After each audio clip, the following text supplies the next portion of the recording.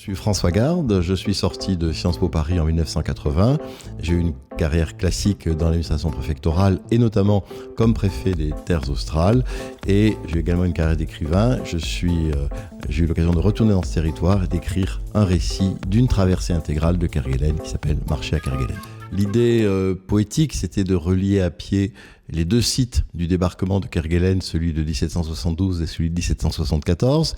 Et puis c'était aussi de s'éprouver physiquement, de réunir une bande de compagnons. J'avais ce rêve de faire la traversée intégrale, qu'évidemment je ne pouvais pas faire pendant que j'étais en responsabilité, puisque on imagine mal qu'on réponde au ministre, écoutez, rappelez dans 3 semaines, le patron est dans la pampa.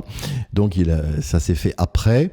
Et il fallait avoir quelque chose à faire, puisque l'administration prend un risque en laissant 4 personnes nomadisées dans ces coins qui sont quand même extrêmement difficiles d'accès.